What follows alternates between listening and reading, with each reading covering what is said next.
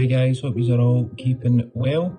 Got a cracking episode tonight with the boys from Weegie Hink Ae That. They're a comedy sketch group who have been together since university. You've probably seen them at various kind of gig venues throughout the country. To be honest, they've been all over the place. They've done a tour with Gary Miko recently as well, but it was really good to kind of sit down with them and get to know the three of them and the kind of thought process into making the group. As always, let me know what you think in the comments and hit that subscribe button as well. Big thanks as usual to Paul at the Green Room and also Paul at Let Me Repair for the continued sponsorship. It's massively appreciated. Thanks guys. Boys, how are we? All good, mate. How you doing? This is like fucking four-dimensional today. I I'm know, just going I know. to keep like a Wimbledon game. I've seen you on a couple of podcasts. We're going to like you. This will be a lot tamer than previous trips you've been on. I know you all met at uni, but curious to know what you were all like at school and what you wanted to do job-wise before you actually got to that stage. Right, okay. I'll kick it off then. School, I didn't really have a clue what I wanted to do. My uncle was a joiner, so I was like, fuck, I'm going to be a joiner and it's going to be great. But then it turns out I've got squint eyes, so I'm not very good at like cutting things straight. I done woodwork and it was terrible. But no, I didn't really know what I was going to do. School, I kind of got bullied a wee bit. I didn't have pals. We're gone deep already, aren't we? No, 1 minute in. We'll skip past that. Got to like 5th and 6th year. Started doing drama in school. And I applied for 3 courses as I was leaving school. It was like woodwork, physical education, and acting. I went for the acting audition first, and on the day they're like, "All right, sure, yeah, you can join." So okay, I guess that's what I'm doing for the next 3 years. Done. So high school was a wee bit rubbish for me, but towards the end it got better. Nice. There you go, beat that. For me, when I was at school, I think originally I wanted to go to art school. Because I was right into like drawing and painting and all that stuff. I'd been doing it like quite early on, and I don't know what happened. I just kind of started to fall out it a wee bit, and then I'm like, I don't know what I'm going to do with myself now. And then I was quite shy when I got to high school as well, and then like to kind of boost my confidence a wee bit at a parents' night. I think it was my English teacher that said to my mum and dad, like, why don't you maybe try and convince him like to go and do drama, see if it'll make him come out of shell a bit, because he's good at his English and all that. And I was quite reluctant to do it. I was like, oh, no, why do it, man? It's like, it's embarrassing, you know that? And then she was like, just do it and see how you feel, you know that? And if you don't like it, you can drop the subject. I was like, right, fine. And I went and done it and started to kind of like find my feet a wee bit. But I still didn't think I was going to do acting or anything. I just seen it as a way of like, this is fun. It's helped me kind of boost my confidence and talking to more people and that. And then I did a play in 5th year, called Blood Brothers, which is originally a musical, but we did the play adaptation of it. And once I done that, that's when I realised that's what I wanted to do, because I don't know, I just connected really well with that script, and since then it's just been a journey. No, and here I am today on stage acting like a fanny. Brilliant. I think I always kind of, it's where I felt most comfortable when I was younger, was on stage performing in front of people, or even if I wasn't on stage, it was just out making a bit of a fanny out of myself in front of people. And it was always that, it was making people laugh that from an early age I realised it was something I was, well, if I do say so, kind of good at. And I enjoyed doing that. So the older I got, kind of, it was more down the performance route that things went at school. And then, but same age as them, 17, I kind of realised, fuck, maybe I should go do this somewhere. So then went to college and did it there. But I always kind of knew, I think I always knew that's where I felt most comfortable. And I think that's, I never really thought about anything else, to be honest. There was always, art as well was one I'd thought about, but I think I always knew that I want to be on stage making people laugh or performing in some variety. Totally different paths for the frees as well. I feel like kind of school to the point of kind of further education. How did you find the uni experience? I've had a lot of people on that have done it, and it's been a mixed bag for people that hated it, people that enjoyed it. But what did you get out of it from your own? I thought I enjoyed it, man, because I was comparing it to what some of my other pals were saying. They're like, oh, I need to write this 12 million word essay. And I'm like, well, I need to stand and be a flamingo for an hour. that was a real Yeah, actually assessment. did. Yeah, actually did. It's He like was a good movement. at it. He was a good flamingo. Yeah, so we went to Edinburgh Zoo for free, right, which is class first of all, and we had to pick an animal and be it for an hour in a movement class. So I picked the flamingo because I had a knee operation, so I just stood in one leg for an hour. You're really going for it, man. I don't know that was the reason for that. Yeah, because I just had my knee done. So like I was comparing it to stuff like that. I'm like, I'm getting a degree out of doing something that I enjoy, and I'm not having to write anything down because I'm like dyslexic as fuck. So I don't have to really write much down, and I'm getting a degree out of it, and I'm enjoying it. So it was kind of, I thought I lucked out a wee bit. Your pals must have loved you. Oh, they hated me. They're like, oh, I'm having to stay up and go to the library and that. I'm like, well, I went to the zoo at the weekend and it was good. See, the thing about that, I remember as well at the time that you done that your hair was a lot more, what do you call that? Quiffed. Quiffed, right? And every time he went to like pretend he was eating as a flamingo, his hair would like jump up and down. He had this like blonde highlights at the time. Funniest thing was watching your hair spaz out as you were doing it. Did you pass that exam? You did, didn't you? Yeah, 100%. It's good. Bad times if you don't pass No. it. What were you? You were like some sort of bobcat. I was a Scottish wildcat, and instinctively Scottish wildcats are quite closed off. So I hid behind a curtain for about half an hour, just going. Oh my fucking god, man! I remember that. What were you? You were like a bear or something. No, I I managed was to get a- him laughing. I was a chimpanzee, and I was literally like, just him hiding behind the curtain. We're waiting on like the audience coming in, and all you can hear is just him going. You're pissed and he's still laughing at the same time, and then I'm like, Gregor. And then he's like, oh fuck. That was But, wild. It was wild. I like that exam fucking pissed me off, man. See, it was at the end of it when we were getting the feedback. I was like, okay, he's like, right, you passed, Elliot. I'm pleased to tell you that you passed. I was like, all right, brilliant. It'd be embarrassing if I didn't. And then he was like, I feel like you could have done this with when you were portraying the chimpanzee. I'm like, who the fuck do you think you are? I'm like, what makes you an expert in chimpanzees? You clown, fuck off. I'm kidding on. He was actually a lovely guy. He was the best man. Aye. Surely nobody failed that course. No. No, Well, that course was tricky, but that particular like part of it was alright. Yeah. But it's challenging. I would say that to anybody going to study acting, it's not all like it's. I think people think it is. Yeah, but it is. It can be super like emotionally challenging as well. Like there's some stuff that they'll do, like particularly like screen acting, and I think that's why actually when we've come in, because we've come into the comedy world from an acting background, and I actually think that's why as far as like audience interaction and all that, I think we've already had a fair amount of experience with that. Whereas I think that can sometimes be the challenge for comedians, but there's other challenges we face, which is actually trying to be funny. But it's stuff like that. It can be really challenging, some of the stuff they make you do. Like, what was it? Some of the exercises are a bit questionable. Right. Like, it's like sit and think about a breakup that you had before you go and do this monologue. And I remember one was quite fresh for me, and I just sat the whole time greeting.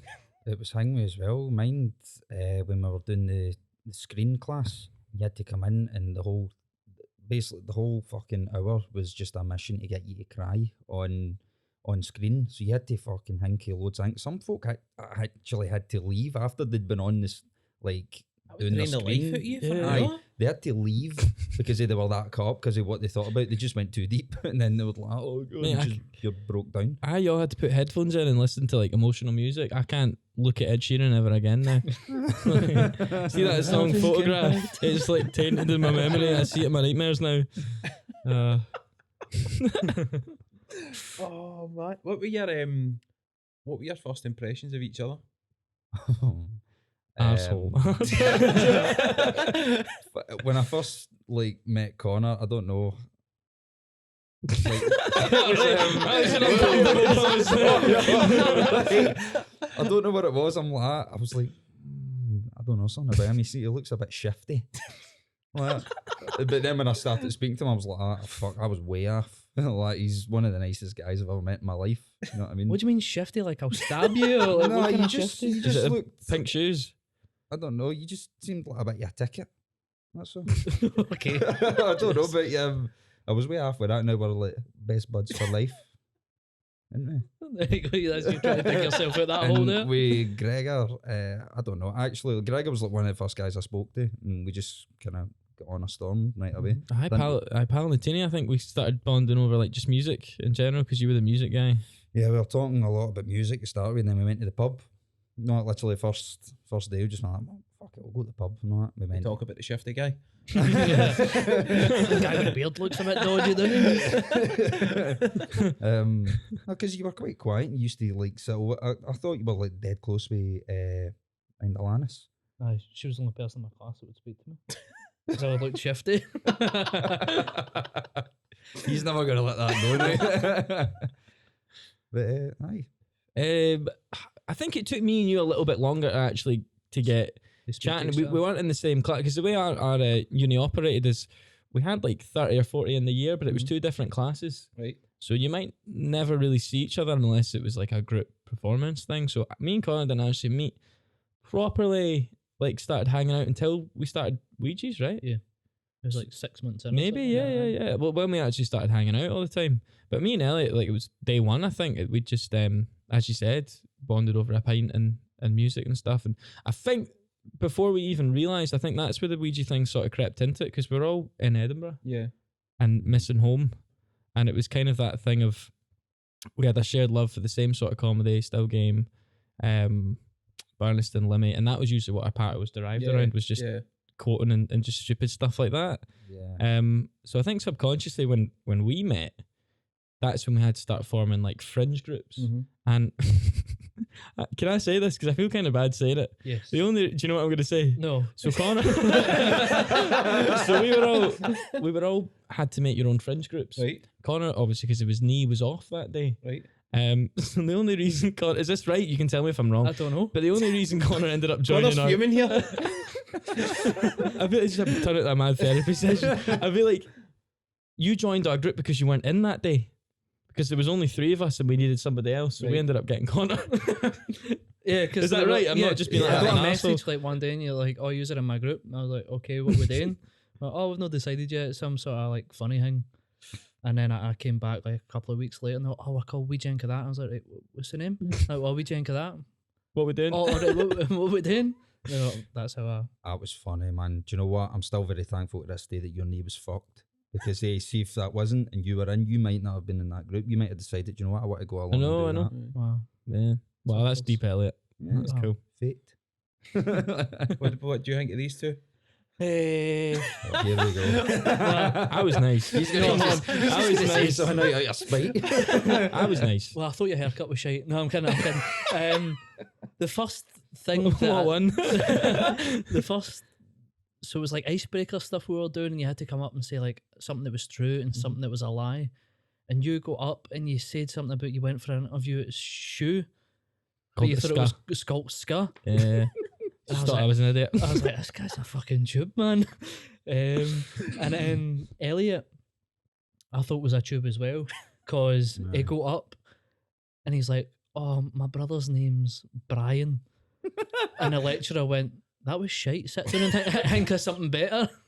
I know. I was like, I don't have any fucking thing that I could say. I was like, this right guy's now going to that's fail. He's got no creativity at all. My brother's name's Brian. Literally, like, honestly, that was like the one thing that made me the most nervous about starting uni, because I knew that when I was going here, I was like, I'm going to stick out like a sore thumb, because I didn't have like a large knowledge of like all this kind of like proper in-depth acting Aye. like stuff. Do you know what I mean? So I was like, fuck, they're going to be talking about all these practitioners and shit, and I know fuck all. Aye. Do you know what I mean? I just felt dead out of place. Mhm. That's why I was lucky. I was like, do you know what? I've met folk that are on common ground, even though they still knew a wee bit more than what I did. Aye.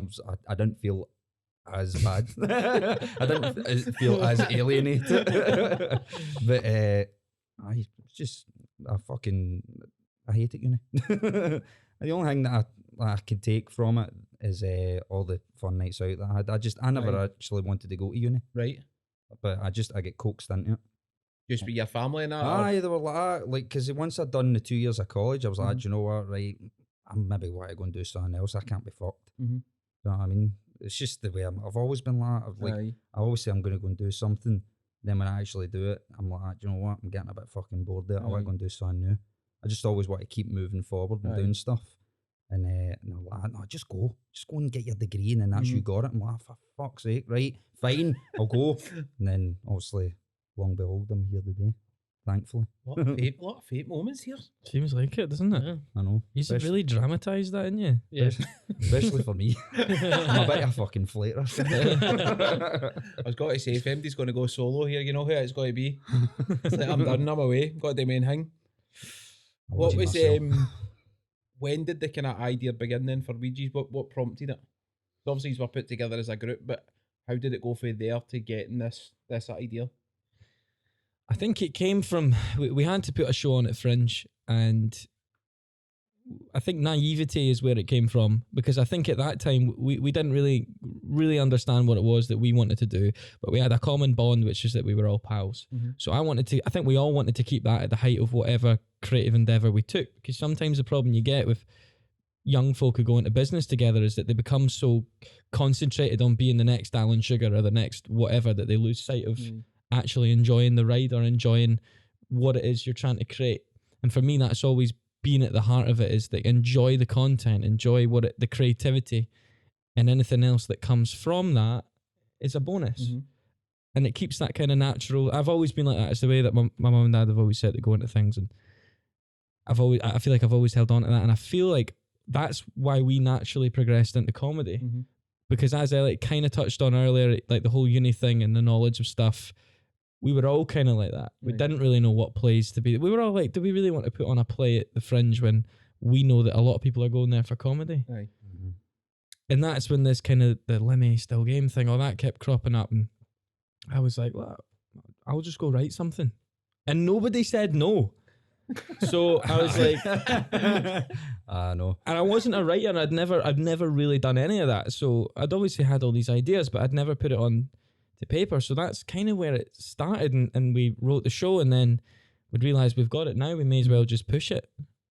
And that's honestly where it started. And I think we've kind of, since that, I think once you write something and you realise you can get some laughs out of it, there's something infectious about that.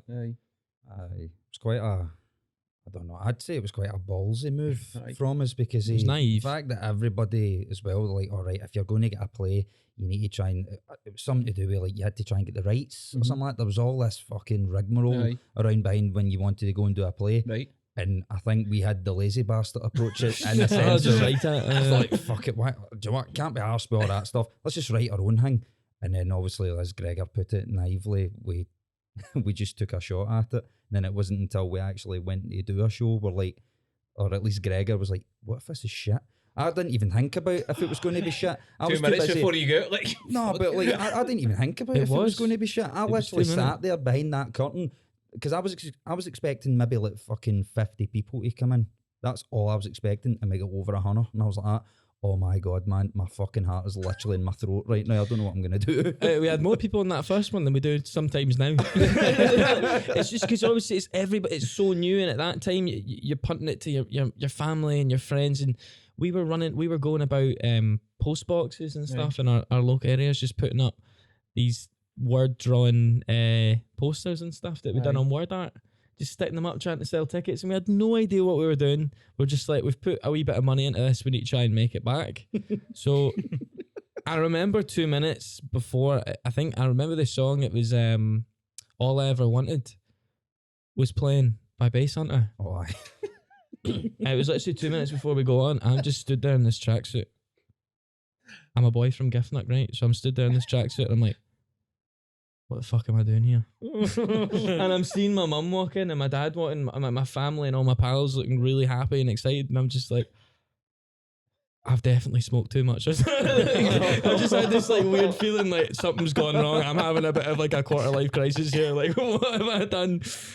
And we did it, and it still to this day that pure resonates with me. That first time we ever did it, and it was to a crowd of your family and your friends, but is that worse in a way though? Because I think so. You know every one of them that's probably sitting out there. Yeah, we probably should have done, as we've been told by other comedians, we should have gone and done a 5-minute set at an open mic Yeah. night and tested it that way. But I actually think doing it like that, creating an hour worth of material that had been unseen and untested, was the best way to do It it. was kind of wild though, Mhm. considering like nobody apart from the group had seen it. So like Right. nobody had heard us sing, nobody had seen us move about on a stage. We were just like, oh, there's over 100 people. Let's throw this at them and see if it sticks. Obviously it stuck because it was friends and family. So like you're going away with like all this Yeah. confidence. You're like, oh my god. But you must have been confident beforehand that it was funny, like between the threes. Did you kind of looked at it and thought, this is decent stuff that you've written here? I think that's Well, just it. Yeah, Yeah. normally like when we started doing it, I don't know about. I think the confidence basically came through that because we're all pals and we make each other laugh in general. So Mhm. whenever Gregor would write something, then he would present it to us. Whenever we're up getting it on its feet, like it just I don't know what it is, man. We just tend to make each other laugh whenever we're doing it, just because Aye. we're all fucking daft as shit anyway. So we just I don't know, maybe something could have been shit. Reading Aye. it, you think, oh, maybe like it doesn't look as funny, but then when Mhm. you get it up on its feet, like Aye. cause maybe it's more to do with physicality than it is like talking. Mhm. It's funnier that way. Aye, It's just aye. it's weird, man. It's hard to describe. What but- was the reaction like for your lecturers with everybody else doing like plays and things, and you have obviously went a totally different. Oh fucking hell, they did not like it. No, No, did they man. tell you that That's beforehand? not that's not fair. That To begin with, no, they don't- weren't mad keen on it. it was mixed. It was mixed. I think it was the uncertainty of, because we were acting students, we weren't Mhm. comedians, and it was the uncertainty on their end of like, will this work? Will this not work? But I actually think that subconsciously them doing that was the best thing that they'd ever done, Mhm. telling us that like this might not work. Yeah. Because if anything, I felt like we all had to work harder to prove that no, we could make this work. So I agree. I think they were unsupportive, but I think they knew. Honestly, mate, on like I think I know what ones you're talking yeah, on like Yeah. reevaluation, having thought about it, I'm like, no, I absolutely think that they were dead supportive of it from the start. Except they were wanting to push us to try and make it work Mhm. for ourselves. about. Aye, because we were lucky because obviously that class that we had to do to come up with the company or like the group or that, we had to we'd done that in the last half of the first year at uni, wasn't it? Yeah. Or was it It was a I last. think you were right. Yeah, so it was, was, wasn't it? the first year in uni, but you weren't going to Fringe until the end of the second Right. year. Right. Aye, So that it was just it. basically spitballing ideas at the start. Right. But then what we done was we started the year before everybody else. We were like, Right. oh, we like this idea. So it was started in January. July, we had our first show. Mhm. And then August that year, we then went to the Fringe and done 5 shows Right. at a free Fringe venue. And then it was the next year that we then had to present it to the lecturers and stuff like that. Mhm. And I think the reason that they then started to get behind it is because we'd already gone off our own back and started to prove that Yeah. that there was a market for it. Mhm. And they even said that they were like, it's hard to say no to it now because yous have went. Because I remember the day before we were presenting it, we were on a radio, and they were like, we've never had anybody out the last 5 years going on a radio thing, and yous are doing that before we've even kicked the ball. Really, You were pretty proactive then and going away and kind I think that's the reason Yeah. that they were like, right, well, we Aye. can't stop you doing something that yous have already Yeah. progressed into. Aye. I think that's where the mates thing comes into it again because we were all mates, and some of the other groups at the time, a lot of them might not have been. Mhm. So I think we were just super driven about it because we enjoyed what we were doing. It felt like, although those things have been done before, Yeah. it felt like this hadn't really been done before, as far as we were concerned, for anything we'd ever done. So we were mad passionate about it, and we just wanted to keep doing it. And I actually think that's why you stay proactive. Mhm. If you enjoy it, then that's why you do it. So Aye, maybe 'cause that's why. there was I think it was when we left uni.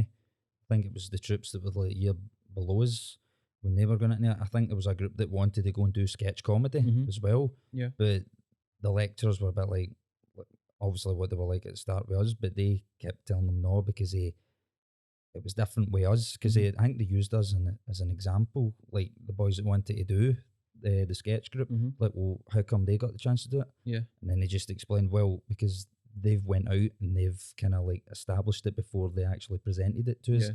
They showed us that it works. Mhm. You haven't done anything like that, so how do we know that it's going Yeah. to sell well at the Fringe? Because we were fortunate and all that by the time we actually got round to doing which was by then our second time at the Fringe. We'd sold all these shows out. Yeah, we were already building a bit of an audience. Yeah. And I think that was important to prove that, this is why we should be doing it. Yeah. It must have been a bag of nerves, but the first one.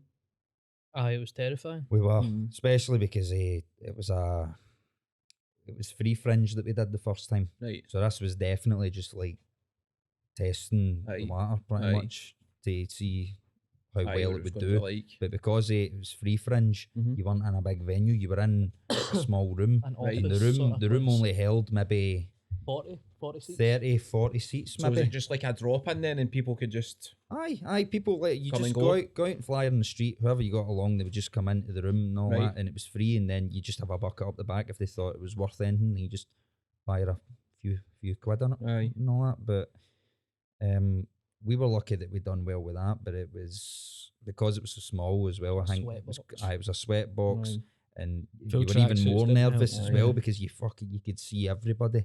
That's how I don't get as nervous when we're doing massive kind of things because the lights kind of hide you a bit. You know what I mean? Or it kind of hides them a bit because you can only see about 5 rows in front of you. What was the tension like waiting for your first laugh? Because surely, obviously, you three have seen it all, but you're going out there to people just sitting there waiting to be entertained. I would have been shiting myself for that first thing to come out and it's just silence. I think it's.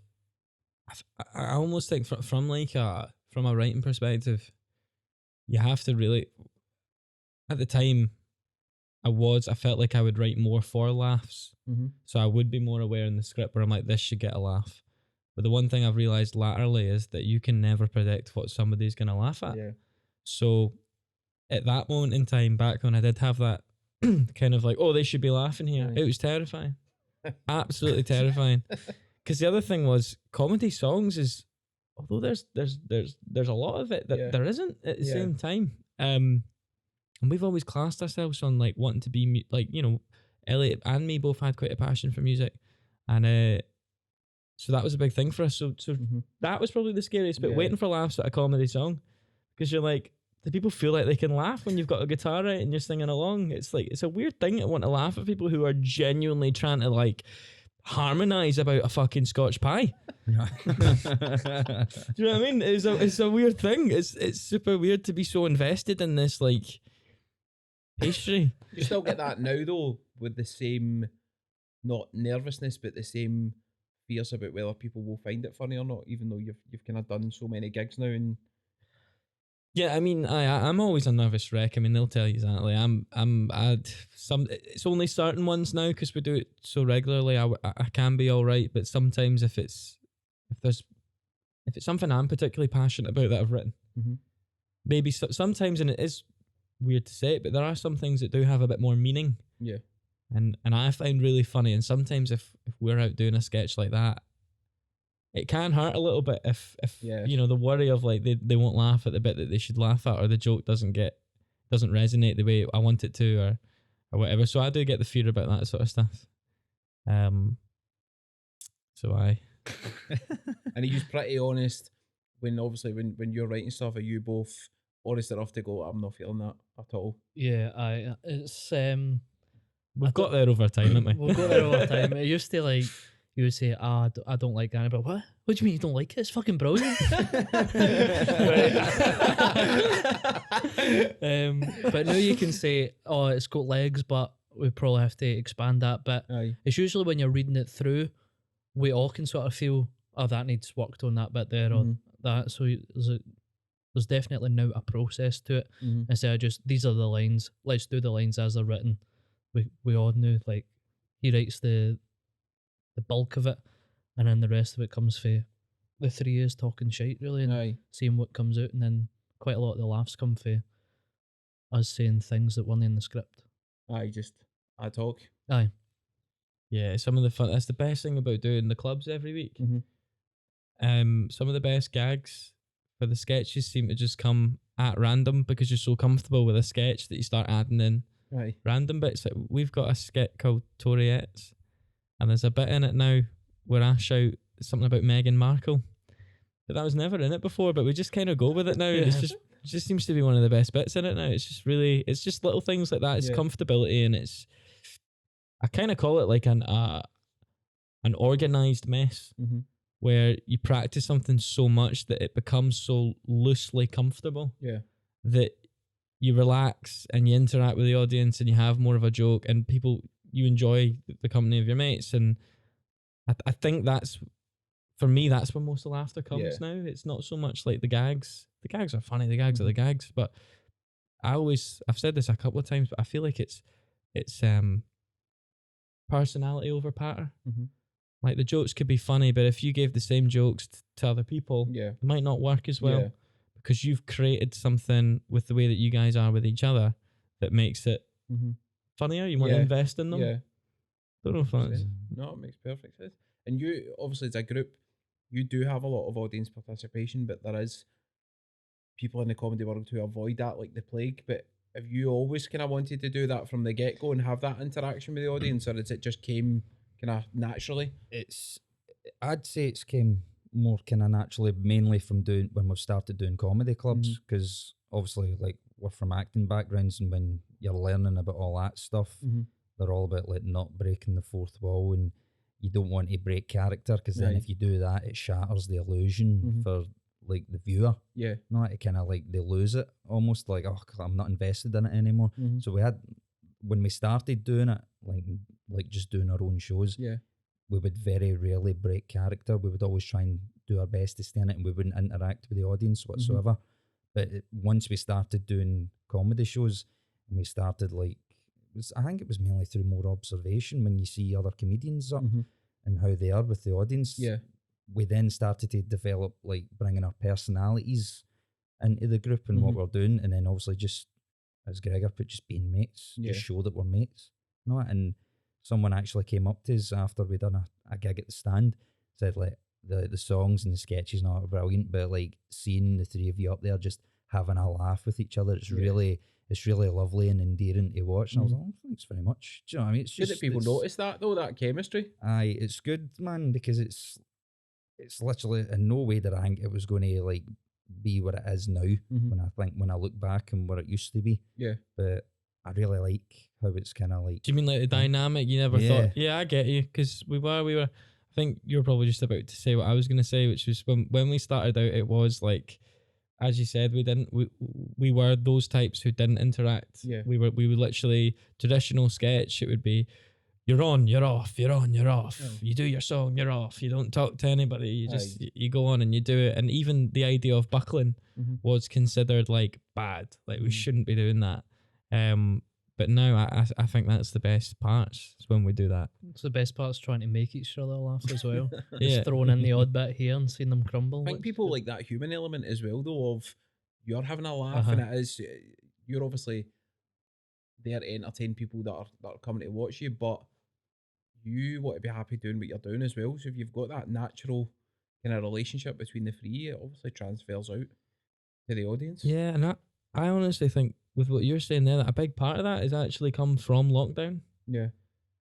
I think for me, before it, we always had these high ambitions of what we wanted and where we wanted to go, but I don't think we ever really knew what we could do with it. And then lockdown hit, and we had none of it. So we tried to move our forces online, and we tried, all of us were doing stuff online and trying out things.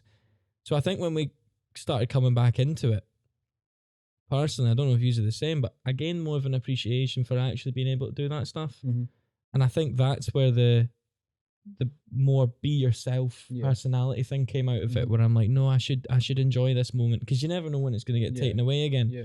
So I think when you've had it taken away and you've seen it at nothing, that having it back, you really just should enjoy it. It's a blessing to be able to go and do that stuff. So I think maybe that's where it came from for me. Yeah.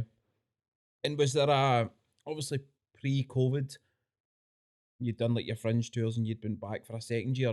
Was there a point where you all kind of sat down and said, this has got potential here to grow? Or was it just a kind of ongoing?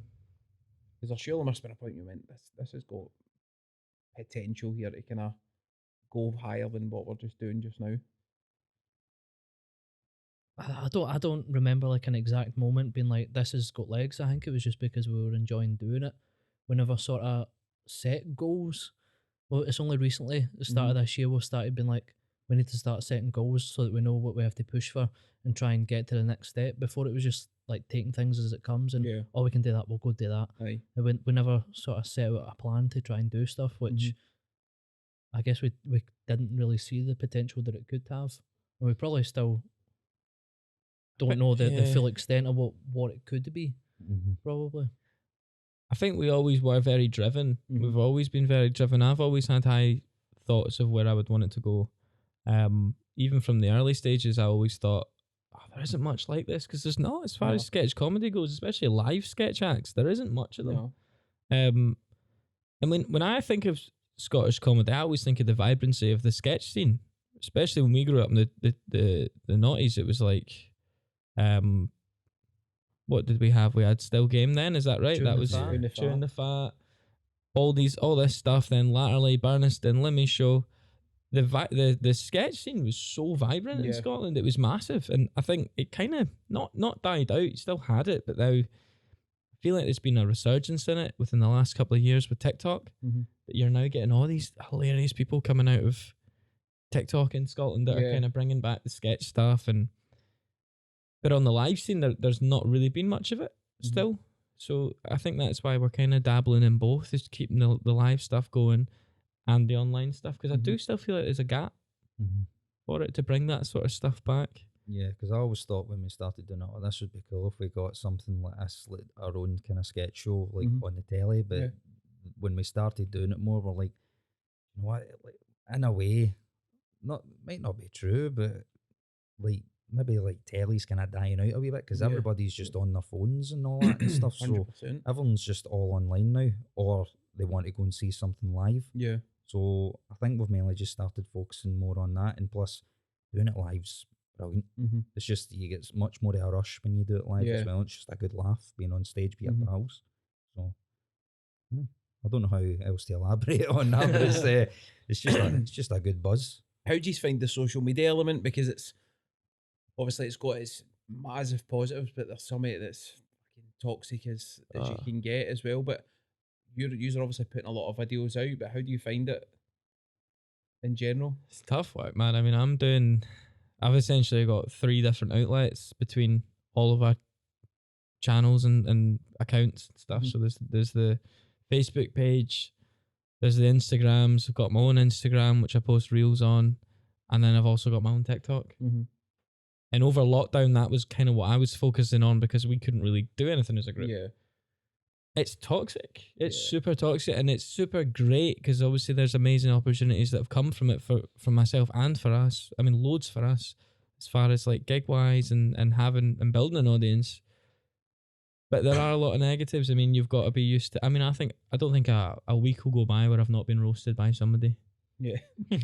And usually they all look the same and have the same name, so they're the same type of person, you know. And the worst ones is when you see people who roast you, you go onto their page, and then their banner is something like mental health matters. Yeah. And it's Be like kind. it's like a picture of them with their 3-year-old daughter, and I'm like, you're a fucking idiot. I know. Yeah. I know. It is genuinely loads of people that don't seem to understand the word hypocrisy. Yeah. But I don't know if people now, it feels like, see when you're scrolling through like TikTok or Twitter's horrendous for it. I don't know if people just think I'm going to just fucking burn that down and just go in with ridiculous comments. Just, I don't know, for to be a wee bit more notorious online. I just don't get it at all. It's bizarre. It's thing with, but I think that's the thing with social media as well. It can be good, but as well, it's a because anyone can use it. It's just Aye. a platform for morons, Aye. pretty much. Do you know what I mean? Aye. So It's also the thought that like you don't really seem real when you're on there. Yeah. So like, just as an example, obviously I've seen the podcast before. I've watched the podcast, and I think I've seen this for a wee while now, like a good couple of years. Yeah. But I'd never met you. Yeah. So I'd only known you as your online Yeah. persona. So I don't know what you're, obviously I've been speaking to you, but I don't know what you're like as a person, what your likes and dislikes are, all that kind of stuff. Yeah. So if you're only window shopping people online to whatever it is that they want you to see, Yeah. their reaction to it, they feel like they can get away with anything because they don't know what's going to tick you off, because they don't see you as a real person. They just see you as whatever it is that you're presenting. And a lot of the time, and I actually find that the bigger you get, the more like kind of shit you'll get off of people, because they think they'll blend in and that you won't see it. But you always see it. It doesn't matter. I've talked to guys who are like within the millions of like followers and interaction and stuff, and they're always saying that. They're like, nah, you'll always see it. You do. Like Gary Meikle talks about that. It's like you just have to kind of use it to actually keep going. Use it as your fuel to like want to keep doing it. So you'll always hone in on the ones that are exactly. I get super anxious all the time, and I focus on that. And it's not so much that if it's ever a physical thing, because I get a lot of like, your eyes are social distancing. You know, it's is what it is. I find it funny. You're like, I find it funny. We use it in our material, right? So it's stuff like that. I find it funny because it's all physical, right? Sometimes it can be a lot. But the ones that really hurt me are the ones that are like, this is really terrible. Like, this is just the unfunniest thing I've ever seen. And I'm like, you're judging me off of a 15-second video. I've got this entire portfolio of all this stuff that we've done, and you're judging me off of 15 seconds. And I'm like, that's what really annoys me. Yeah. You ever reply? I did. You don't as much. You try and avoid it. I don't, but the one time that I actually did, I deleted it straight away, but the guy still managed to screenshot it, went on to Twitter, tagged the boys on Twitter, and was like, oh, you need to get your pal in check, man. He's getting a bit big-headed now. And that's the one time I replied to somebody, and then that happened, so I just don't do it anymore. Yeah. I've replied to a couple with good ones, and I get told to delete it. Like I'll go. There was one where a guy was like slagging me for having squint eyes or something. So I just went to his profile, went back to like 2012, and it's him like standing there like pulling a stupid face. I just like screenshotted it, put like a funny comment, got some likes, and I was like, oh. I put it in the group chat. I was like, here, how funny am I? This is brilliant. And they're like, oh, just delete that, man. So, it's probably me who said that. That is hard though, because when you do read it, you're just like, you just want to hit reply and go right away. But then that's what you do in person, isn't it? If somebody was to turn around and say something to you, you would say something back. But obviously on the internet, you've got time to think and go, I probably shouldn't say that. Yeah. 100%. I still do it with this. You see the wee comment bit on TikTok and you're like, here we go. You've not even looked at it yet. It could be anything, but you're like, brilliant. And you set yourself up to go right away. You're on a defensive. Is it not harder for you in a way? Because obviously what you're doing is basically it's to be a conversationalist, it's to start a conversation, and particularly like, you know, quite, you know, proper conversations, getting to know people. Do you not find that almost harder? Because for me, I can kind of shut off with the comedy stuff because it's like, most of the time it's just that they don't find it funny or whatever. But for you, it's kind of like you've also got the guests to be considerate of as well. And I think that gets to me more. Like if I put a clip up on TikTok and it's maybe 20 seconds and people just come in and say something about the guest, I'm like, you don't even know that person. You know nothing about them. You've just threw in like a totally spiteful comment, and then they'll see that it gets traction, so they'll see that people like it, and they'll go on again with something else, and you're just like, it's grown adults doing that with their lives. It's just insane. Like, but then I suppose for you guys, it is the kind of, oh, your comedy shit. That's the easy out for people just to throw that in, and they don't think about it again, but you do. And you're sitting kind of trying to come up with stuff to post. Yeah, it's difficult. It's why I think when we do go into it's why the live stuff is great. Because if people don't enjoy the live stuff, nobody's going to say, they're just going to leave, aren't they? Aye. But aye. It's different side. There's a difference. Have you been heckled like in a live? Yeah. A couple of times, but they always end up getting put in their place. By that, I mean, it's normally Connor. It says something like, what was it? We were at a stand gig one time. I was pissing myself, man. It was like, they were quite like rowdy and drunk, you know. I don't know what it was that night. They were just, some of them were Christmas. Really, aye. was that when it was? Yeah. Because we were trying to punt a show or something, and then the guy at front was like, I'll be there, and he just went like, you're not invited, you prick. But he was talking through the full time. He just wouldn't shut up the full time, and I was just like, he's still talking. There he is again. He's like, I'll be there. Fuck off. No, you won't. Must be bad at see gigs with kind of smaller crowds. So you must hear that when you're trying to do like your show and you've got people just sitting there. Yeah, no way. Yeah. But it's the thing that we find difficult is, say we're in the middle of the song and we're like, oh, sounding better than that, obviously.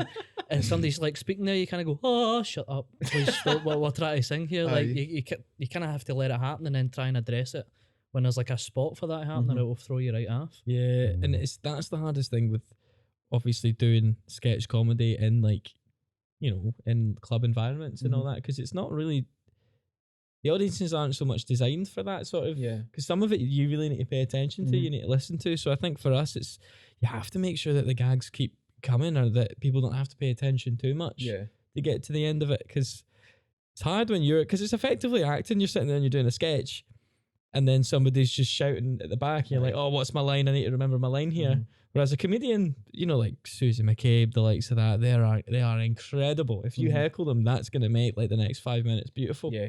I don't know why you would heckle someone. It's never going to end well. Yeah. Never end. When you watch like clips online, I've never seen a heckler come out of a situation in a positive light. Yeah. Ever.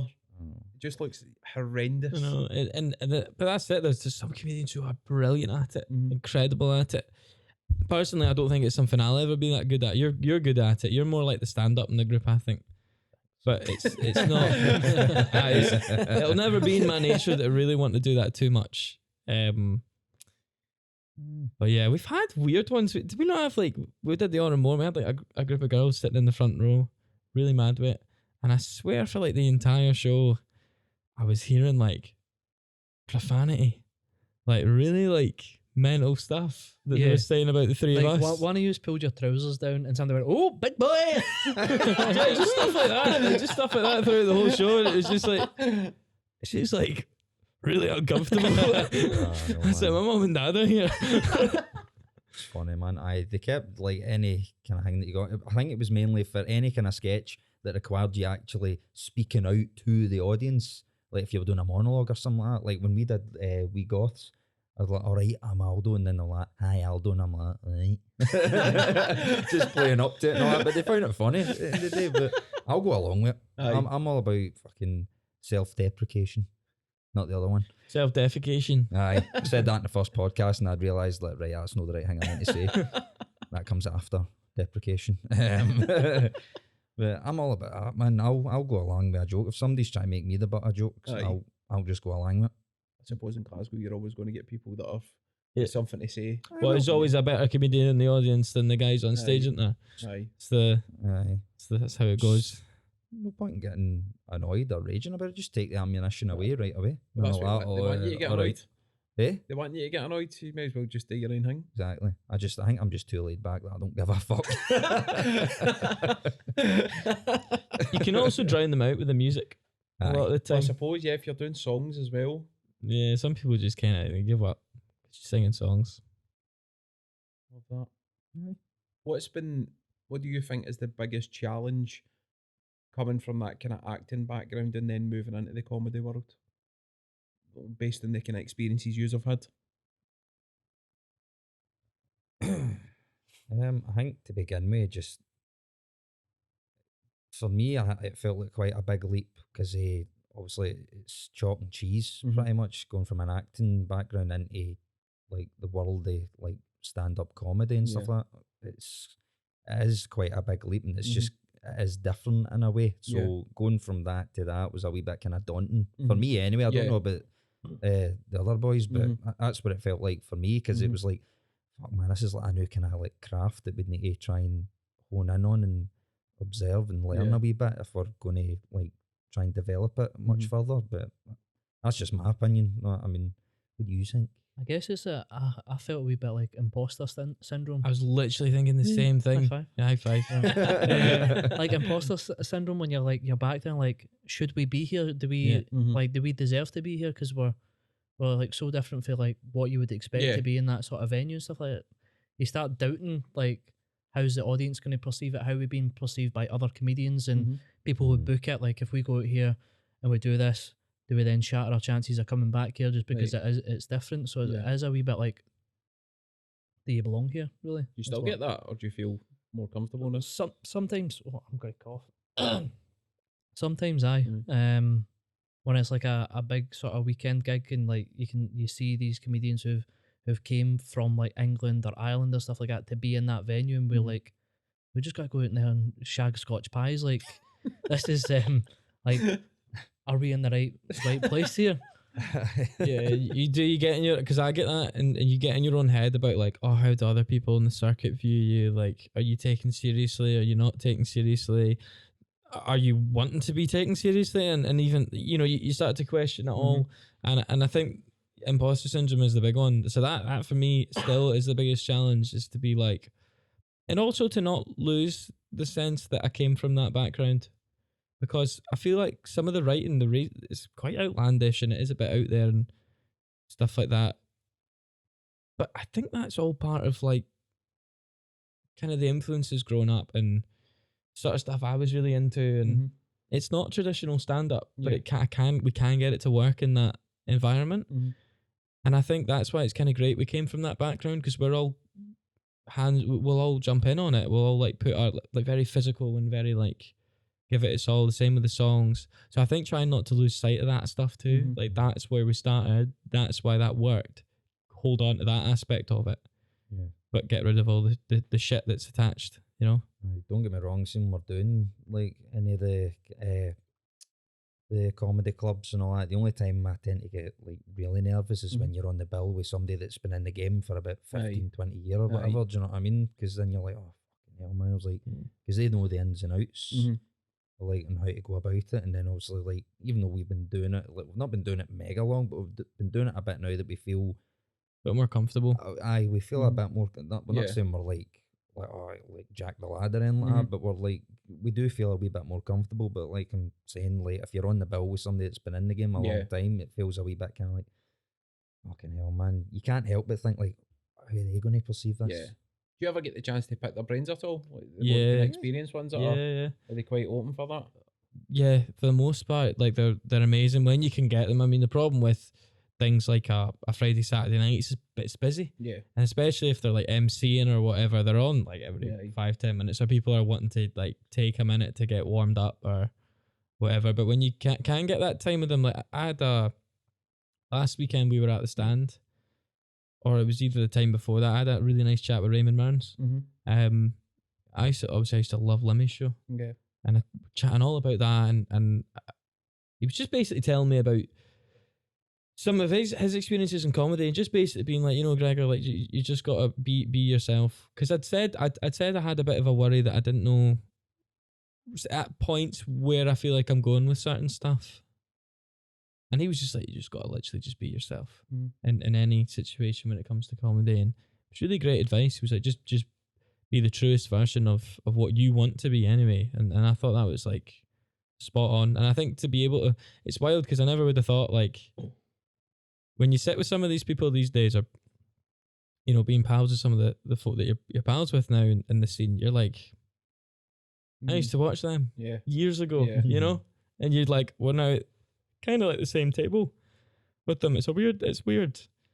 So I think it's just what I feel I took from what he said to me was, you deserve to be there, appreciate it.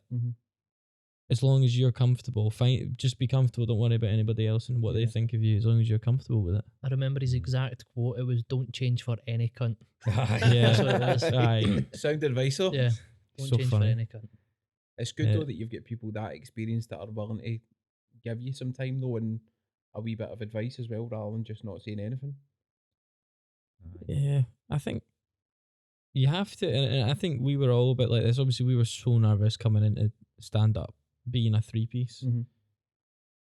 I think as long as you're respectful and nice, and you never ever think you're something you're not, and you constantly just want to do good and see other people do well, I think that people would want to give you that time. You know, if you if you're interested in what they want to do, as we actively are, I think, why wouldn't you be like that? Because I know for a fact, if anyone was to ever sit and ask me, I'd probably love to do it. I'd love to be like, oh yeah, you know, well, this is my experience. Because I love talking about myself. But then you guys will probably prompt, even obviously when you were at uni and you the next year who wanted to do the sketch group and they used you as an example, you will have people out there who are watching your videos and seeing you at shows, and it might just prompt something in somebody else to go and try it and try and get that growth period back that was there in the noughties.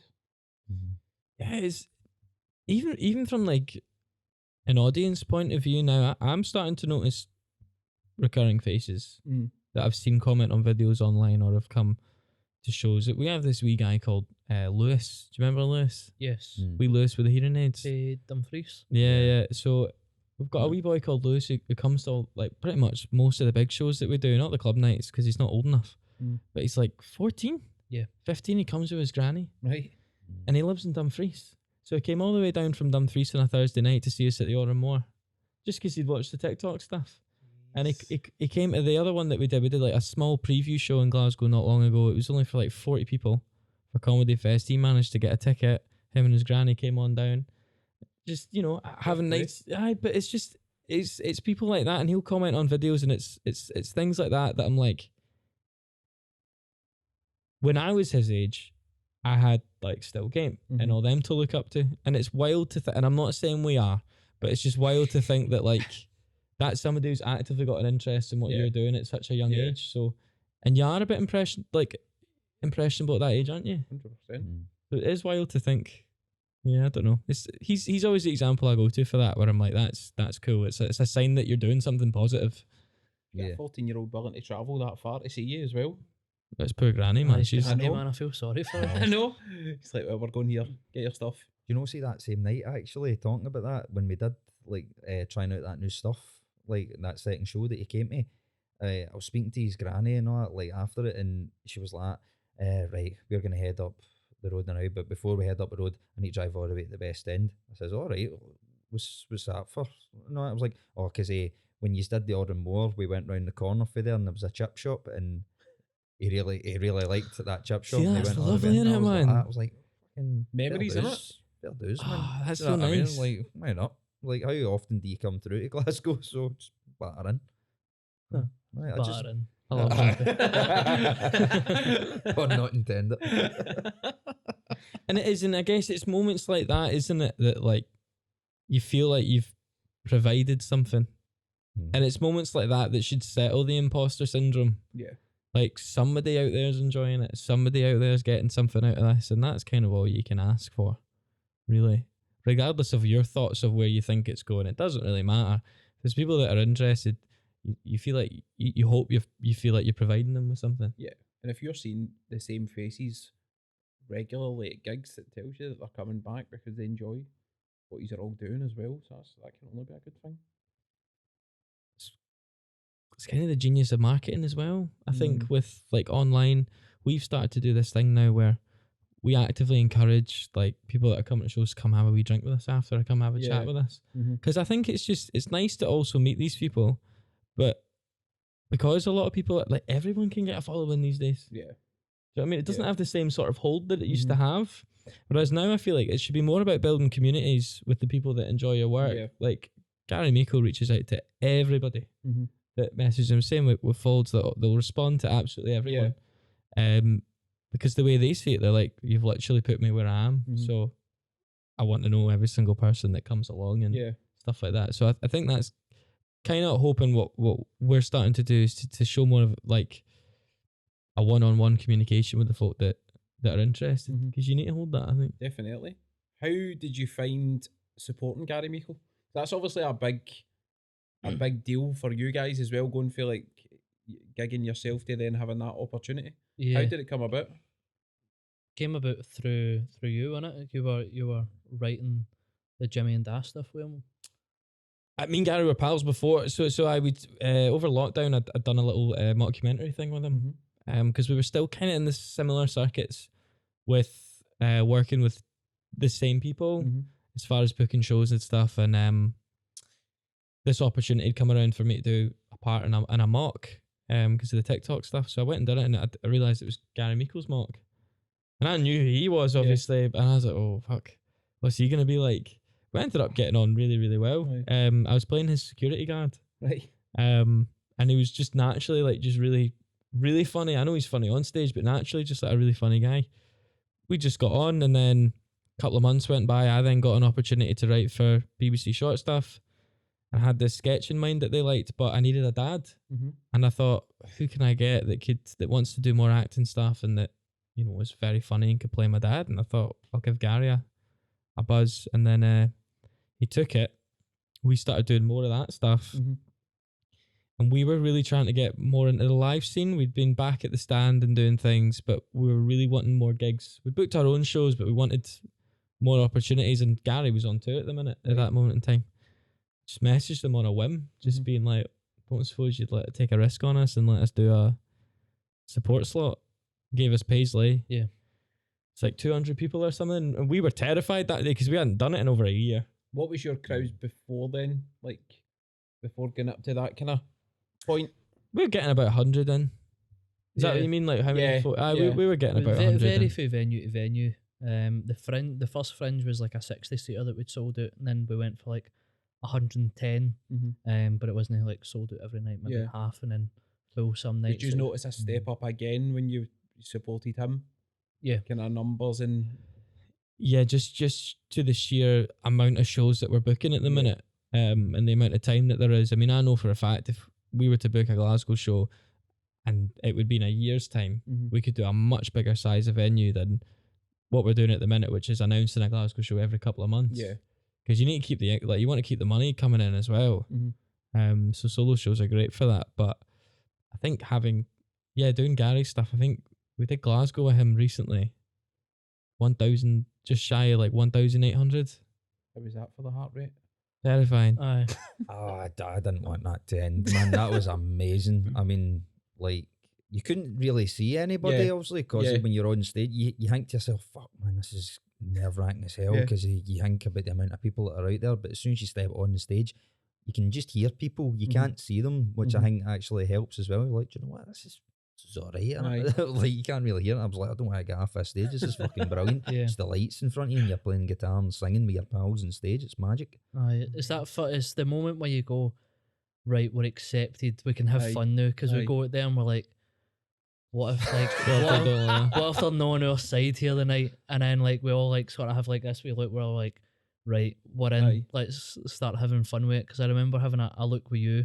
It was coming into the robber sketch, and we just kind of looked at each other and we're like, this has gone well. Let's do a good one here. It was good. And have you noticed a big difference since then? Or kind of fan base and people starting to take more of an interest? Yeah, I'd say so. Yeah. Absolutely. It's definitely more like prominent. I mean, for us, I guess we always think like for instance, we're going to Aberdeen this weekend, and it's like looking at your show sales. Now we're doing three. To be fair, we're doing 3 gigs in Aberdeen, but one of them is a solo show. So for us, we're looking at the solo show and we're like, that's not sold as well as we would have liked it to at the minute. But then if you take a step back from that, you're like, actually, the fact that you can even go to Aberdeen and have people wanting to come see you there is a gift that we didn't have before. Yeah. So you do have to accept the small things, and absolutely, I think the outreach has been a bit mad. For me, I mean, I'm sure it's not on the larger scale, but for me personally, it's been great to see like Facebook really come up again. And Aye. Yeah, because we had a wee bit of a point on Facebook where it was like, it just wasn't. We were posting stuff, you would get the same couple of people, but Yeah. like after you do like a big gig like that and you post something about it, like the amount of people that were at that gig that would then like respond to it, like you wouldn't get that like a week before the gig. It's Right. like these people come out the woodworks that have never heard of you before, Yeah. and now they're on board and buying tickets for your own show, which is good, because it's good to have that opportunity to go out and say, this is what we do. Yeah. We're gonna go do it for an hour. If you've enjoyed it, come and see it, and then to see like ticket sales come in like that. Yeah. It's like and the live audience are where the business side of it comes into it, because although online is great for building a following, there's no guarantee those folk are No. going to come watch your shows. So doing the live stuff and getting people to follow you after that, you know that's somebody who's already paid to see you and more likely to pay to see you again. Yeah. And that's how I think you find that balance. You need to be doing both. Yeah.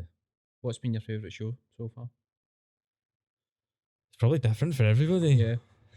I've got a couple, man. Like, I can't ever really pin it down to just one. Yeah. I've got a couple. Obviously, like, concert hall was brilliant just because of the sheer like size of it, and I never you ever must have thought walked I'd by ever- that loads of times, and then Yeah, you're well, playing in Oh it. yeah, it was on Exactly, my man. list. It was on my Do you know list what for I mean? years. Like, I Like, want to do this. That's what it felt like. Like, Aye. just like you walk past this thing all the time. You're like, fuck, man. I was like, imagine playing in there, and then you actually get to do it. You're like, fuck me, this is Aye. mega. Do you know what I mean? It's massive. But we did a gig. in Dundee. I knew you were going to say that. No, but that was brilliant, Yeah. man. Do you know what I mean? Because this was like, we'd never ever played Dundee Mhm. in our life, and like we just get the message saying like you just want a shot at playing here, and Aye. all that. Fucking aye, we're gonna turn, look, because we don't really tend to turn things down. Aye. We're happy to play anywhere, Mhm. and then when we went, it was amazing. It just gets such a good reception, Aye. right? And it's just kind of really stuck out there for me. Mhm. So those are like probably my top two. There's probably others as well, but I'm struggling to Aye, remember aye, most the of ones them. that Do you came know what I out. mean? Just because we've been doing that Aye. many. I would say the concert hall as well. I'm not going to lie and say, oh, it was on my list, and I love the place because I grew up in Yoker. I didn't know what a fucking a cello was, so I'm not going to be like, I like playing there one day.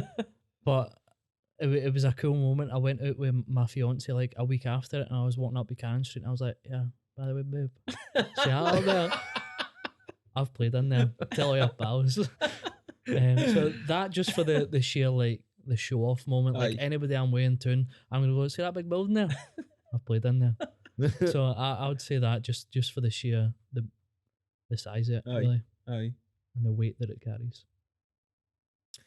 I've had a couple as well. I mean, I think I'm probably going to say concert hall, but I've had a couple, and usually it's not so much to like. There can be different reasons. I think one of the main ones is who's there in the audience. Mhm. Like for me, concert hall, because I had my mum and dad were there, Yeah.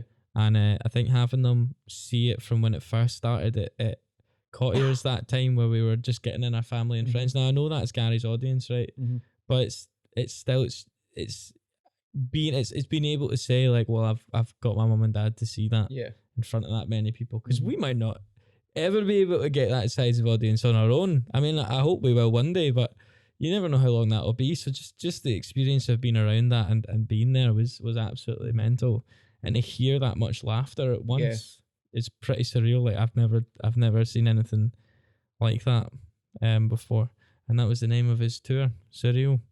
But you know, it was in Dundee as well. I think the first weekend that we'd done at the stand really sticks out to me, because this stand's notorious for being Yeah. like you've had your Frankie Boyle, you've had Kevin Bridges, they all go through the Yeah. stand. So I think first weekend at the stand, especially how quickly we were offered it, that was like a moment for me where it was like, right, we've got something here. We should keep at this. And you get recognised a lot when you are out, just out and about. I don't. Not really. Gregor will get it a lot, but that's because he obviously, as well as having like the group Mm-hmm. page and all that for Aye. like TikTok and Facebook and Mhm. Instagram and all that, he's got his own stuff that he Aye. punts. Aye. So he's out there quite a lot, so he like gets it Mm-hmm. all the time. And all that. And do you not say it's actually a wee bit frightening sometimes? See, when you get a group of like 12 Waynes coming up to you in a McDonald's, being like, what's the lyrics to that song, mate? You know the one about the gravy in your shoe? How does that go? And I'm sat there watching, and you were there that time. Yeah, aye. There's like a group of all these older people, like, what is that 25-year-old guy doing talking to a bunch of 15-year-olds about a shoe filled with poo? Plus, it's Glasgow. That conversation could just kick off Listen, at any point. exactly. But it can be a bit weird. I struggle with it on nights out sometimes, Yeah. because as much as I appreciate it, and don't get me wrong, it doesn't happen like every 2 minutes, but you know, again, as we were saying before, you're that internet person. Yeah. So some people you're not what they were expecting, or it's not like you aren't a character the whole time. Do you know what I Yeah. mean? I always thought that would come naturally, people to just assume that, but Yeah. a lot of them don't. So it can be quite overwhelming, like when people come up and I feel like they don't understand boundaries as well. yeah, Like I've seen people just come over and start grabbing at you and taking pictures and videos and all that. We went to a nightclub once, and it was just like people in the corner just videoing him and like zooming right into him, like without asking him. It was like that's no alright. So it's a bit of a weird situation. And the thing is, if you say anything like that, it's like, oh, who does he think he is? Aye. It's that whole kind of there is, persona. yeah, and it's why I think sometimes when I'm out, I have to be a bit more drunk.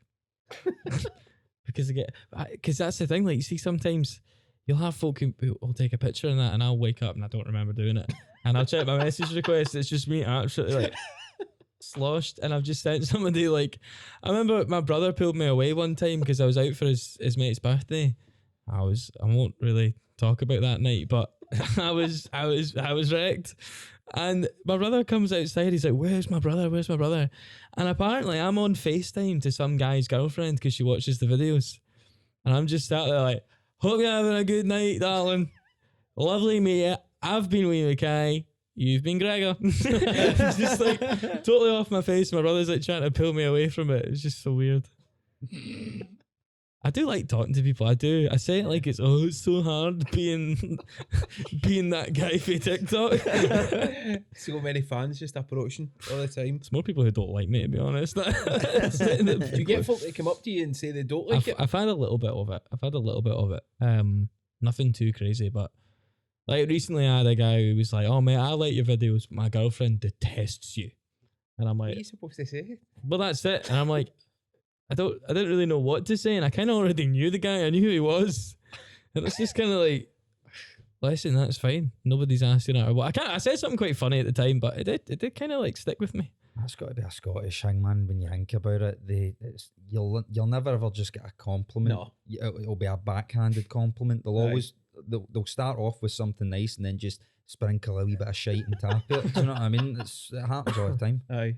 Do you know what I It's as mean? if they can't be that nice without just throwing in something at the end to just retain their Scottishness. It's like, that was brilliant, but fucking bits it were all right. Aye. Leave you with that.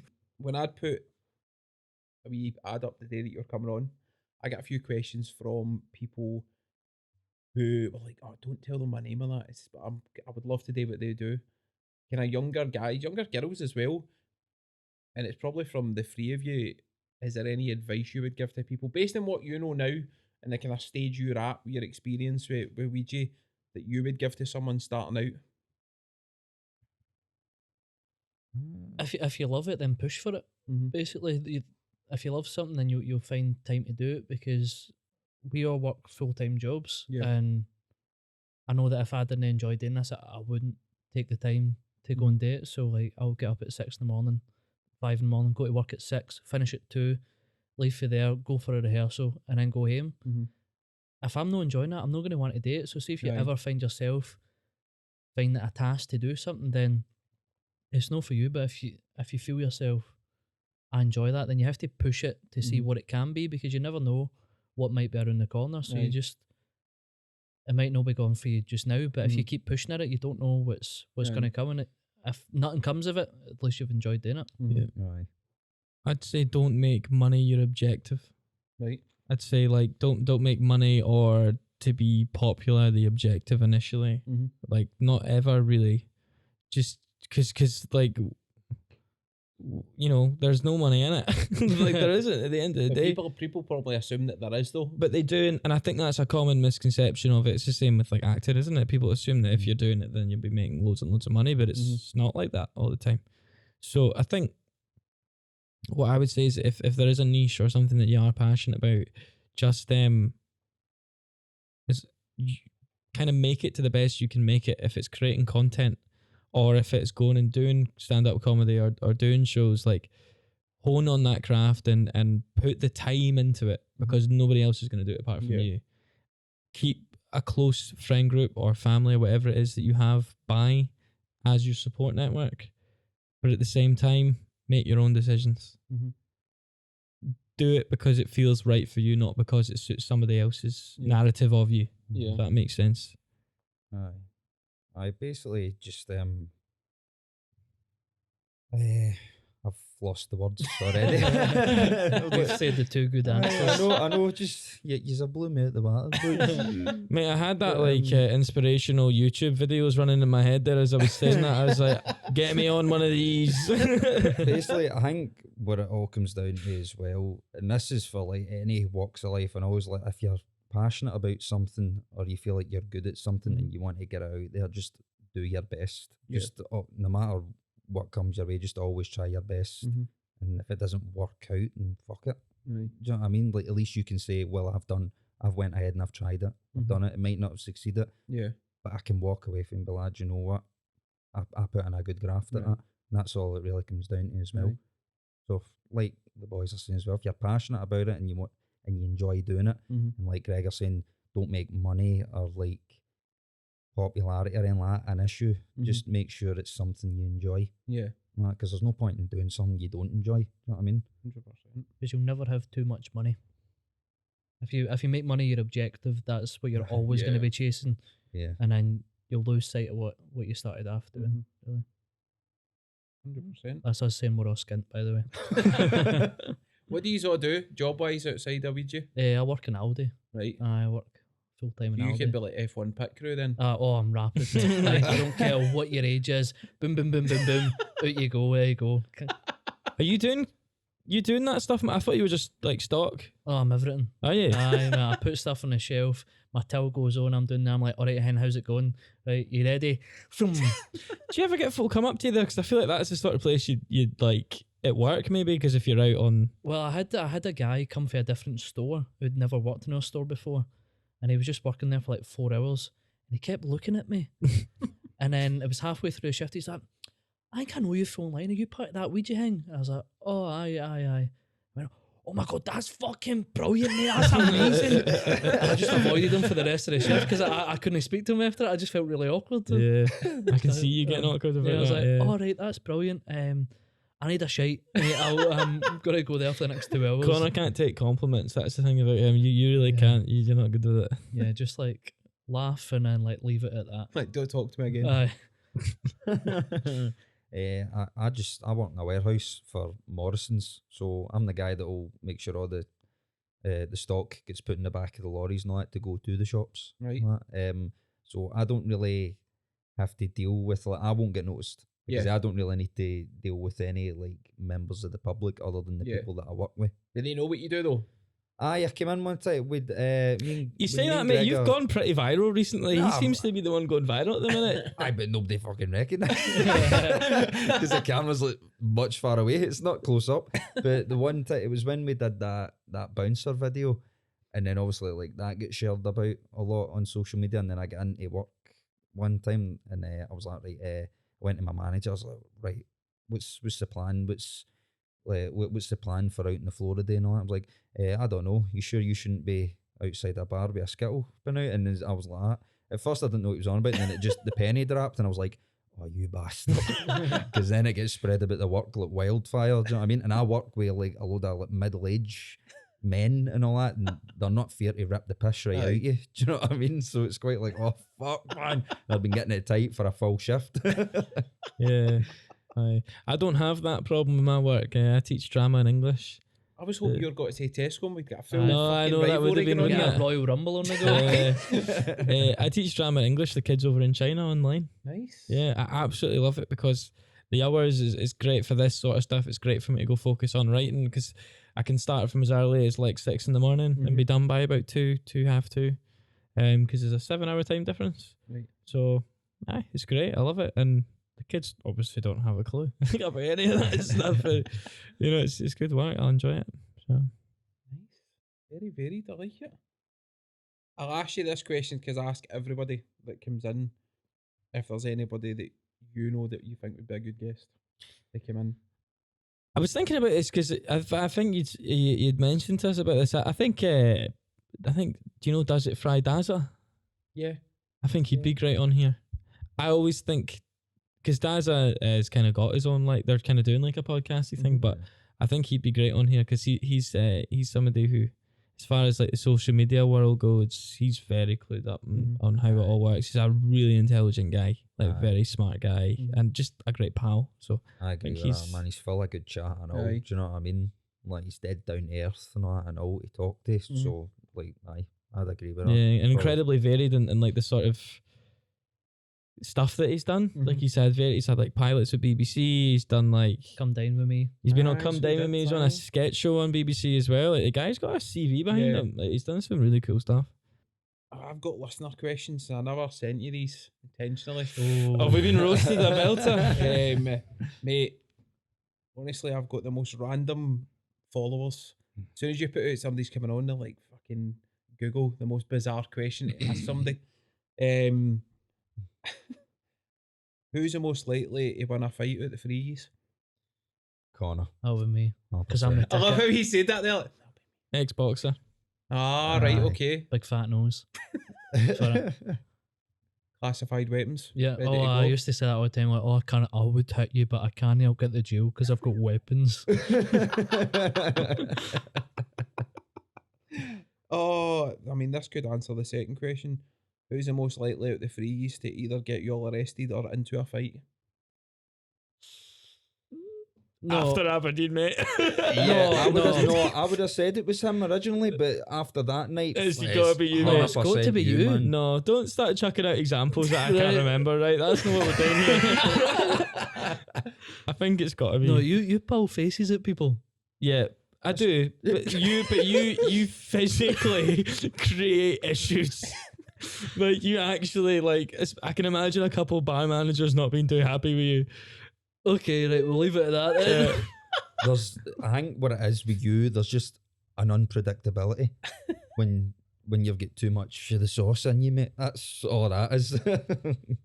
I'll take it. You're not coming out of this well Nah. at all. This section. And if I got in a fight, I'd just get you to deal with it. You'd be fucked then, wouldn't you? Dream gig for the threes.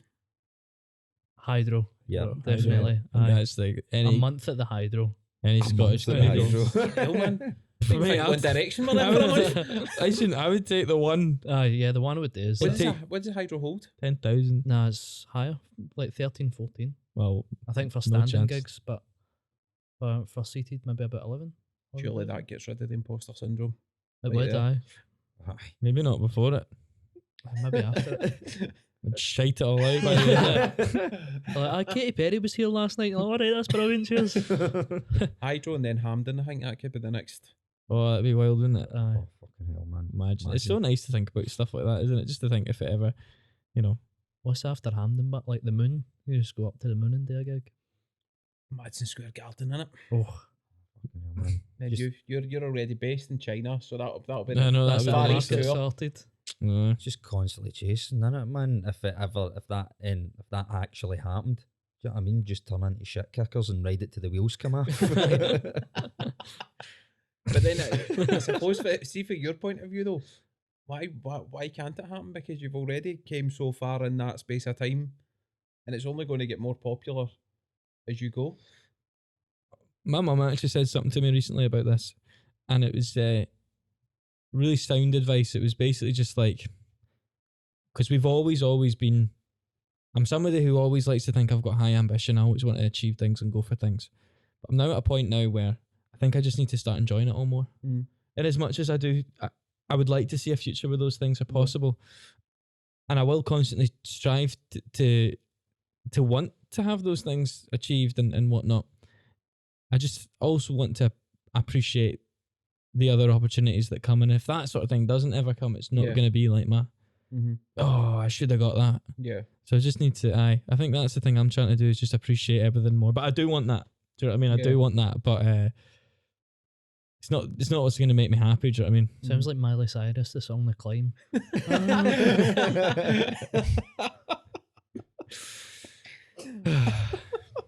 Thanks for ruining that, Connor. Man.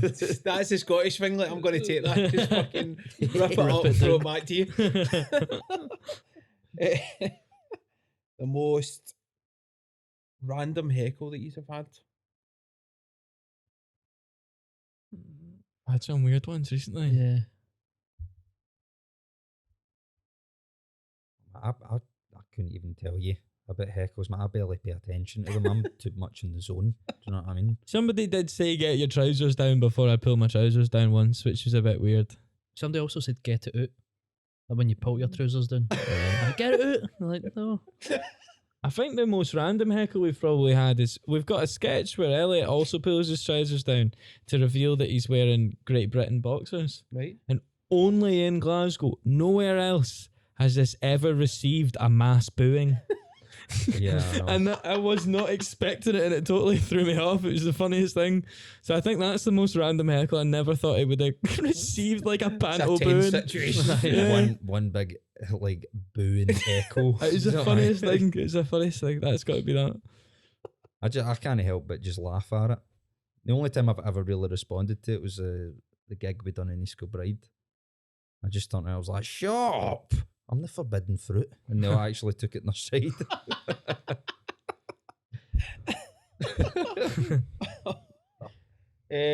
Best thing that you think you have done so far, material wise? I I'll don't let want- you I don't guys want to answer say it. I don't want to say anything. Don't want to hurt your feelings. Is it not something I've written? What? Is it not something I've written?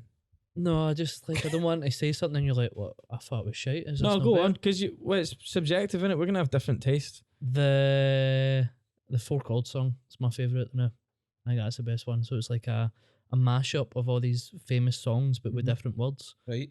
So it's like, aye, it's all melds in. Instead in of being agreement, yeah. country roads, it's cunty holes and stuff like that. That's my favourite so far. Hey, I like that, man. That's a good one. What about you? I really don't know, man. I like that one and all, but it's just hard. It's hard, man. Because I enjoy it. My favourite part, like, is I do love the sketches, but my favourite part is like just playing the songs Aye. and all that. I would say Scotch Pie, but I'm Sick to death of fucking it. sick to death yet. But you can't not play it. It's the Do you know kryptonite what I now, mean? innit? We have to do it. It's the song that started it Aye. all. That's it. Yeah. And then if you play a gig now and you don't do it, people will be like, "Fuck's sake!" I came Aye, here for where's the pie? Aye. Mm. Where's the pie, man? Know what I mean, I just love it for the two shagging pies. Aye. That's what it is, man. I don't blame Like a them. it's like even more raunchy Scottish version of American Pie. I'm just getting tore in. Yeah. I think one of my favourites is one that we don't really use much anymore. It's a sketch that I wrote a while back called The Philosophical Raver. Oh yeah. And it's quite similar to some other stuff like DD Mhm. a little bit, but it was more of an insight into my time at uni and like having, you know, these like 5 o'clock in the morning rants and Mhm. thoughts in your head after a night out or a Aye. sesh. It's just that because I just so much of that I actually used to think about. So for me, it's always a bit of a personal laugh because it's the material isn't actually that funny. Like some of the Yeah. gags are really not funny in it, but it's just a rant for Yeah. like 2 minutes and it's an insight into how my brain works. Just constant monologues. So that's why I like that one. Right, this is a random.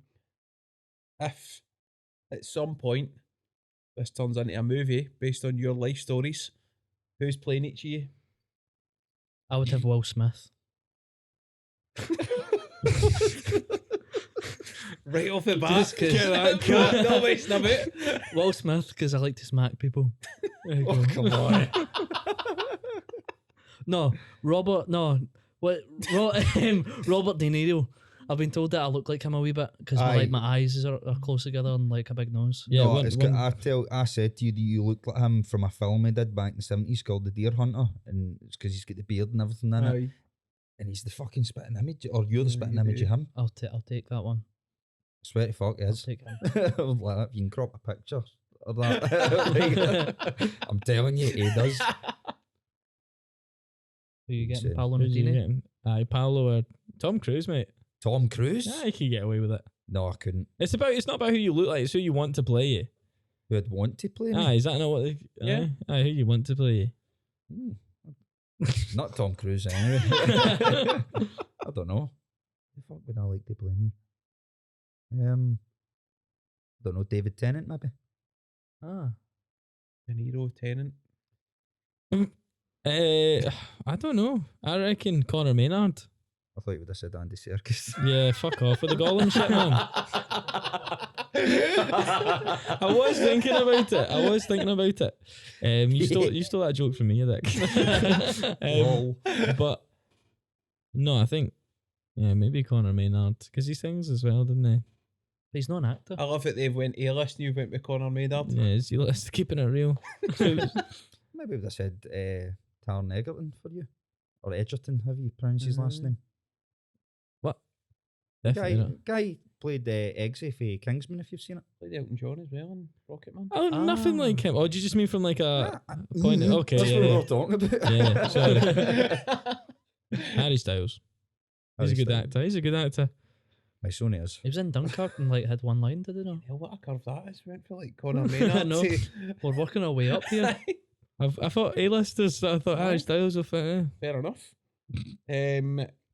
Messiest night out you've had together. It's been a few. Messiest one I probably can't remember myself, but I can remember your messiest one. I remember your messiest one. Don't need to go into the details of it. Yeah. Connor. It was just your birthday night out. Oh, Aye. I don't know how you got into the club after that. We were Oh, driving. Was that literally? Oh, aye. Oh, fuck. Yeah, that was that brilliant. one. Yeah. I think, what birthday was it? Your 21st, 22nd? can't remember. Yeah. I think it was my 21st. Yeah. I got into the club and all that with Alana and all that, and he was in the taxi with you, and he just sent this video in the chat, you know, and you were just rambling, just random shite about like fucking. You know when like, you wake weather up and on a roads and shit? Tuesday and it's raining, but then you wake up on a Wednesday and you're like, fucking hell, it's sunny. It was just so random. You couldn't even open your eyes. Your head was pure like that, like Big a fucking bobblehead. bobblehead. I get pretty animated sometimes when I'm really mad with it. I think what the worst one for me was probably Christmas night out. Aye. Oh, Oh. can we? No, because we If did. you You, want you me, were I'm- nice about me, so I won't. I'm no embarrassed. I just remember finding in uni we had a Christmas night out, and I was like, "Where's Elliot? I can't find Elliot anywhere." I just seen this pillar, and I thought he was looking because Elliot's quite a cool looking guy, right? And Elliot was just leaning against this pillar like this, like whole body, a bottle of wine in his, well, an empty bottle of wine in his, just leaning against this pillar. I couldn't quite tell if he was taking a nap or if he was just like, that was just some cool look you were doing. I went over to him and just, all I remember is just like dribble. Like I had no idea what you were saying. Like it wasn't until like what somebody like took the videos of us and all that, and it's just Gregor going like, "Open your eyes, you fucking mad guy." What was he saying? He's like, "Is that you, Dad?" What was it I said? Oh, I don't know. What there was like a small burst of energy from me when I like came back to the light a wee bit, and then I was just like that. I was like, "Yeah, have you seen my dad? He doesn't know where I'm at." Something like that I said, and then I just disappeared after that. That was the last thing that I'd said to anybody, and then I woke up the next day and I was like, I can't remember getting him. No, and then things started coming back in pieces, like, and just made an absolute cunt to myself trying to get up the road. Horrible, man. What was yours? I don't get drunk. Lies. He doesn't often, and that's why it's so funny when he does. Aberdeen, I think. Yeah, that's probably the worst I've ever seen Aberdeen, you. worst I've ever seen you You are just, I don't know what it was, on man. another planet. It's funny as fuck, man. Like, Yeah, we it's just can't go into it for probably legal reasons. Yeah. Aye, like, Right, I'll put it that way. I mean, there's definitely I could definitely see where all that build up energy goes, man. Aye. just mental. It's funny, man. I'm glad they've not flung me under the bus then. No, and said mate, it all. that's been good for you here. They've been good for you. Yeah, the good thing about that, sorry, I'll just keep this quick. The good thing about that is Connor had never tried a gin and tonic before, and he was like, and it's like watching a 16-year-old drink for the first time, and it's like drinking. He's like, "This tastes like juice, man. This is great. This is like water," and he's just like tanning him, and me and Elliot are like, "All right, mate, what's steady on with that?" I know, man. Me and Gregor are fucking nursing and all that, and he's just fucking throwing his back. And I'm like, Tasted Connor, delicious. we've just fucking bought around here. You know what I mean? And then it was like, right, whose round is it? And I'm like, Gregor's literally took fucking like 3 sips of his pint. He's like, you fucking kidding on? Thirsty work. Dustin, behave yourself. Snorting lines of tonic.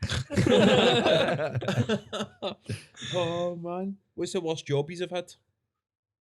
I was a window salesman for a bit. Oh, that's a tough gig. Aye. So like it was commission only. Right. So I went to this job and I was working in a bar at the time and they sold it to me like, oh, 40 to 80 grand a year. It's going to be fantastic. And I was 19. Right. Like, oh, this is amazing. So I had a full size window that I had to take to people's houses and my wee Volkswagen up that I had. But it was a case of like, I would be lying in my bed and I'd get a text and they'd be like, you've got an appointment in Dumfries at 1 o'clock. So I would get up, drive down to Dumfries, go in, and the way that it had been sold to them is, oh, you're just getting a wee quote, you don't have to buy anything today. And I had this full like sort of list that I had to go through. I had to go outside, bring my window in, and then I'd be like, so for you to get 5 windows, it's only 30 grand.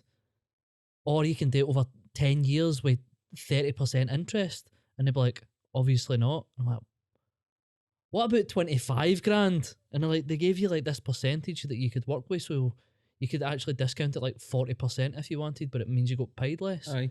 So like I'm there like just want one windy done. So I think I saw like 6 windies in my time, my 3 months there, and I was like, this is terrible. That'll be the worst. That's grim. Mine's is probably my first job when I was 17. I worked in a restaurant. I fucking hated that, man. It was literally just... What were you doing? Were you waiting or? Aye, I was just a waiter. But I fucking hated it, man. Not like talking to people. Do you know what I mean? Talking to people's easy. It's just the amount of stuff that you had to do. Aye. Like I hated carrying drinks, man. Mm-hmm. If it's like hang me with hundreds of pints, I could never get the balance right. Aye. Remember, I made it to the table, and I was putting the drinks down. I probably should have took the pint glass off first, Mm-hmm. but the tenants just went all over this old guy's lap, and I was like, it's times like that where you're like, you feel like I could just walk out right now Aye. and no come back. You know, the only thing that ever got me through that job was the people that I worked with that were all Mhm. brand new. Aye. I mean, that's the only saving grace I've ever had with any job, Aye. is that I've managed to work with a load of good people. Makes a difference. It does. It makes a hell of a Aye. difference. Do you know what I mean? Whether you're in retail or you're like a waiter or whatever, Mhm. it's literally like if you've got like a good team behind you Aye. that helps you get through it, then it's doable. But aye, that was probably the worst fucking job I've done. Hated that. When I started out at college, I told myself I want to get some form of like acting work behind me, like get a step ahead of people, right? So I signed. I don't want to say the name of the company in case that's bad, right? You can't do that, can you? So like it's basically glorified flyering, right? Right. Like like the costume performance work that you get at Mhm. like events and stuff. So I was doing one where they dressed me up as Phileas Fogg. Right. Do you know who that is? Aye. He's the Around the World in 80 Days Aye. guy. Right. There's photos of me, like you can see it on Facebook of me dressed up in this thing. Basically just had to hand out these flyers for a pub. Mhm. But it was like 8 o'clock in the morning and it was on what's that street off of the square, George Square? What's that street, the big long one called? Buchanan Street. Buchanan, fucking idiot. Oh, man. Yeah. So they made me stand at Buchanan Street and just hand out these flyers for like 6 hours. And the most awkward thing about it was just the amount of people that I was meeting that I knew. Aye. And it was like, okay, I wanted to be an actor and all this, but it was also like, this is incredibly embarrassing Yeah. and just like It's totally. not really acting either, is No, it? it was soul destroying. It was soul destroying. The guy I was doing it with was playing Sherlock Holmes and he was like 50, 60. And he was telling me that what he does throughout the week is he does pub quizzes and he does like monk touring. So he dresses up as a monk Right. and he goes about. And I just had this moment like, this is what my career is going to be, man. He was a really nice guy if he's watching this. But just that thing of like, oh man, this is it's kind of soul destroying. How long did you last? Well, that was only 2 days, that one. Yeah, but they do loads. Like you would go and do like you could do loads of different stuff with them, different events and whatnot. But that was one of them. I couldn't do it, mate. Couldn't do it. Nah, I think it's the same with it. Like it's the same what we get, right? I mean, we've got a flyer for our shows. I would count that as That's a a bad horrible job, aye. experience. That's not a good job that we When have it's to do. pissing down a rain and you're like, do you want to come and see your show? At least don't dress up though. Oh no, we were full costume when we done it. Oh man. So- Just dressed as a BAM on the Royal Mile, people are avoiding you, but you're like, no, take my Aye. flyer. Yeah. And you see people like scrunching them up in front of you and throwing them away and ripping it and stuff. Did you ever see that? I saw that Yeah, quite a lot. you're like, that's 3 pence right there that you just threw on the ground. Oh, Yeah, it was awful. Not a good time. I know it's funny when you start trying to come up with ways on how to get people to take them. Connor came up with a good one. I still think it's You funny. just to gave this them it day. really aggressively. Aye, Let's it go. was literally. He just kept. He'd be standing there, and somebody would just literally be walking along, and he'd just be like, bang, fucking right out in front of them. They'd shut themselves, and they'd just take out of sheer panic. We're most likely going to have to do that again, though. Like in the next two at Fringe, we're going to have to do that again. Oh, Yep. it is what it is. Older, wiser, ish. Less patience. Start throwing them at folk. Exactly. Aye. It's rather than them scrunch up, we'll scrunch up and fucking Aye. lob it. There's no lap back. I'll be a dick. That's your guerrilla campaign. Just fucking bombard folk. What's the hopes for the future?